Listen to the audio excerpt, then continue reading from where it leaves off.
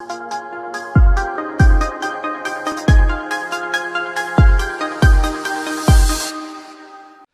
is it going, guys, and welcome back to the channel. Now today, with today's video, what I'm going to do is I'm going to I've had the car now for what, a couple of months. I think it's about 2 months I've had the car now. I've sort of got to know it and the little things I don't like about it. So I thought I took a video together today, like some of the 5 things I don't like about the Focus ST. Now, don't get me wrong, I still absolutely love this car. It was actually quite a difficult video to make, to try and pick things I'm being picky about why I don't like the car. I mean, I absolutely love it still. I just wish I just cannot wait to throw some money at it and, you know, get some power running through it, so to speak. But also the seats, if you caught my video last week, this is how they're looking now. They've dried out now as well. Still look a lot better. They probably could do with giving it another go, but considering the state they were in, I'm more than happy of how they've turned out. I think they just look a lot better. This one still looks a bit brighter than that one, so I think the driver's side could probably do with another go. But I'm not worried, because I just think it's much better. When I got in the car, I hate sitting next to the seats, are sort of rank. But overall, I'm quite happy with the job I did last week. So, right, I'm going to stop waffling on now, and I'm going to get into the video, the 5 things I don't like about the Ford Focus ST.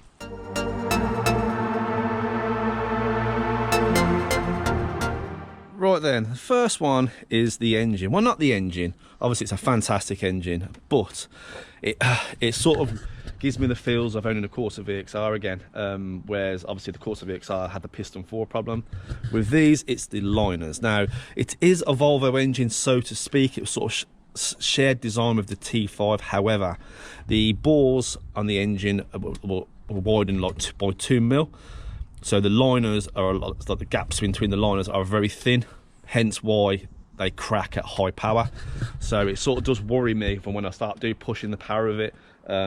I might have problems, but I'm hoping it doesn't. But you just don't know, dude. That's sort of like, it's sort of like a thing that's sort of like, it's sort of playing. Just like I said, it reminds me of the Corsa VXR, just having that problem with the engine that could go at any point. I mean, so far I've done a lot of miles in it since I've had it. The car's done 113,000 miles, so I'm guessing this is the original engine. But it's just one of the things that worry me, like when I push power, am I going to blow it up? Well, not blow it up, I'm going to crack a liner. You know, do I get it forged first before running power? But again, that's not cheap either. It's not about $3.5 grand, I think, something along them lines, to get the engine forged on these. So it's not a cheap engine to forge. It's just one of the things that just bothers me. It's just that thing in the back of my ear, like, you know, the liner's going to crack, you're going to map it, and this is going to happen. You're going to map it, or you're going to do this. Is this going to happen? It's just, but you just got to sometimes throw caution to the wind and just hope it's okay. I mean, there's plenty of Focuses out there that not have any problems with them. It's just a shame that Ford didn't do a lot. So they sort of cheaped out, basically. Ford, they changed a few things just to try and make it fit in the engine bay, and obviously mate up to the 6-speed gearbox as well, because obviously this engine bay is a lot smaller than the Volvo one, so things had to be changed and space had to be saved. So, but yeah, it's unfortunate, but that is one of the things that worry me, and I don't like about the car. I love the engine, but I just don't like the worry of what could happen.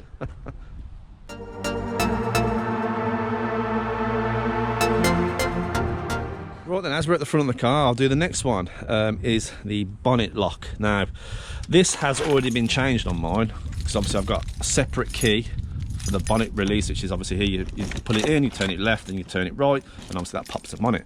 But these are massively unreliable. They break all the time. Ash from Masters Mods, I'm sure he done a video of putting a Mondeo release catch in the car. Don't quote me on that, but Ash, I think he did. But yeah, it just sort of like, how long before it breaks again? You know what I mean? It's just like, for God's sake, like, why was the design so poor on them? I think it's mainly because they're all made of plastic and it just breaks easy. It's just like, that's another thing I don't like about this car. It's just knowing that that could go at any time. And then I'm gonna go, oh God's sake, I've got to get a longer screwdriver to pop the bonnet, I've got to change all that.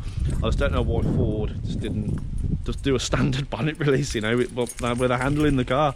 But It is unfortunate because, again, it's just one of those things, isn't it? That's another silly little niggly thing that I don't like about the car. That sort of worries me. That's going to break at some point. But if it does, it does. I don't think they're very expensive to change. But it's just, I suppose we'll do a video on it, I guess, wouldn't it? If it does ever go, see the frustrated me trying to, how did you get into this car? But yeah, that is another thing I don't like about this car, is that bonnet release that could break at any time.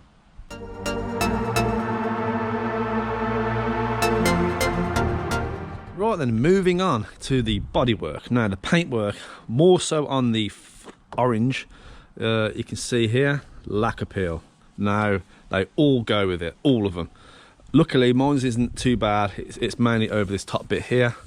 And again, I think when I've done my release of it, when I first got the car, done a video on it, there's bits along here, and it's the same on both sides. That's all there is. It's just across there on mine, it's across this bit here, and under here on both sides of the car. The bonnet hasn't got it, the roof hasn't got it, the side of the car hasn't got it.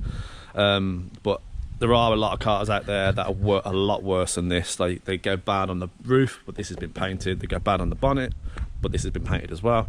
And there's about 1,000 flies that think my car is a flower. Get off. What are you doing? My car isn't a flower. Get off. That's probably me having a bright car, I suppose. But yeah, Ford, in their wisdom, I don't know, they must have used cheap lacquer, or I don't know. But again, like you guys can see here, all along here and down here, it just seems here on both. The rest of the car is fine. It just seems to be over the top of that and underneath. But I don't know. But yeah, that's another thing I don't like. I mean, it's a beautiful colour. I love the orange. I think it looks brilliant, especially in the sunshine. It's popping and that. It's a beautiful colour, but it just seems the lacquer peel that these suffers. I've seen some pictures of some that are a hell of a lot worse than this. And because it's a 4-stage paint, it is not cheap. You're looking at the best part of what, 2 to 3 grand to get the whole car painted. Because you can't, because it's a pearl paint, you can't just paint a panel or paint just part of the car. Whereas because obviously my roof and bonnet have been painted by the previous owner, whoever painted it, it's a completely different colour to the rest of the car. So yeah, that's something I don't like about this car. It's something that annoys me every time I wash it. I can just see the lacquer peel, I can see the different colours and panels. But spending 2 to 3 grand on a paint job, guys, that is a lot. So I'm kind of hoping, I'm thinking about wrapping it. Again, that's not going to be super cheap, but it's going to be a lot cheaper than a paint job. So I might be able to get it, think of a colour I want and get the car wrapped. But yeah, that is something I don't like. I mean, I'm pretty sure it's worse on the orange ones, but I'm pretty sure they all do it. All the Focus STs seem to have this problem. Obviously, they're getting on now. They're an old car. I mean, this is a 2005, so what's that? How old's that, guys? 18 years old, is that, I think? 18 years old. So it is an old car, even though you wouldn't think it. It's an 18-year-old car. So yeah, that is one thing I don't like about the car.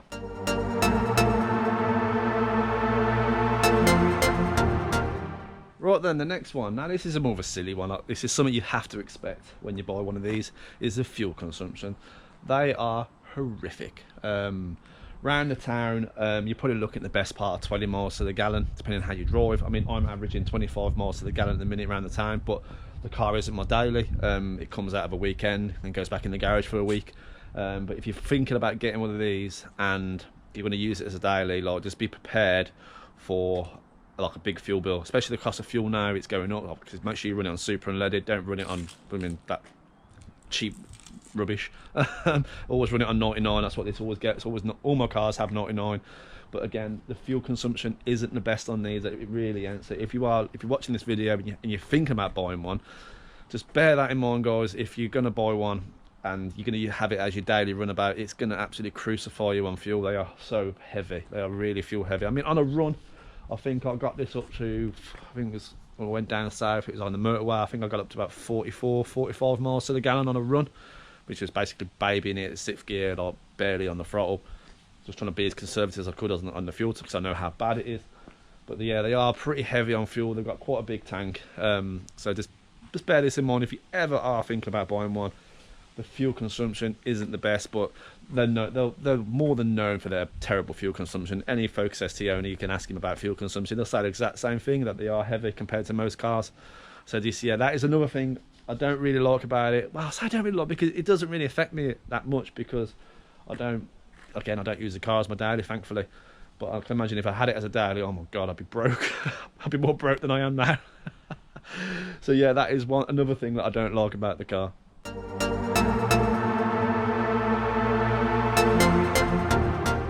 Right then, the last one is it's the stigma of these cars get.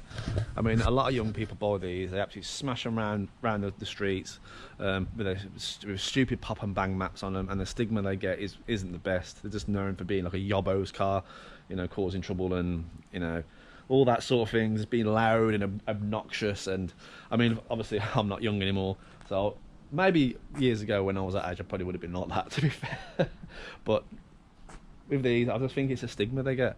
That's what I don't like about them. Like, you know, oh, you got a Focus T, or you got a pop and bang map on it, oh, you know, all that sort of thing. Similar to sort of how the Astra VXR used to be the stigma they used to get, and again with the Corsa, they do get a bit of a rep for being a yobbo's car and just being loud and obnoxious, popping and banging and all that nonsense. I mean, that's not my style. But that's one thing I don't like about the stigma of these cars. It's just the rep they get, you know what I mean? It's just like, it's a silly one for me to, you know, moan about, and I mean, each to their own sort of thing, but I think it's just the stigma they get, like, from people who just abuse them, just go out and just absolutely smash the life out of them, popping and banging their maps and stuff, and then oh my car's blowing up. Why was it blowing up? You know what I mean? But yeah, that's one thing I just don't like about this car. It's just the stigma that they have, which is a shame, because it is a lovely car. It's a brilliant car. They can be reliable if you look after them, but it is the rep. It is really the stigma of the car. It's just being basically what Clarkson said, Bonnet, I mean, he'd done the reviews, called it the ASBO, which is quite fitting, really, isn't it? But yeah, that is probably my final thing that I do not like about the Ford Focus ST. So that is it, guys. I hope you guys enjoyed it. I'm trying to continue on these videos to try and be a bit more regular with my uploads, because I've gone quiet recently, I know, but I just needed a break from it myself. So as always, guys, thanks for watching. Make sure you smash that like button, and if you're new to the channel, feel free to go through my videos, it maybe even subscribe if you want to, and I'll see you on the next one.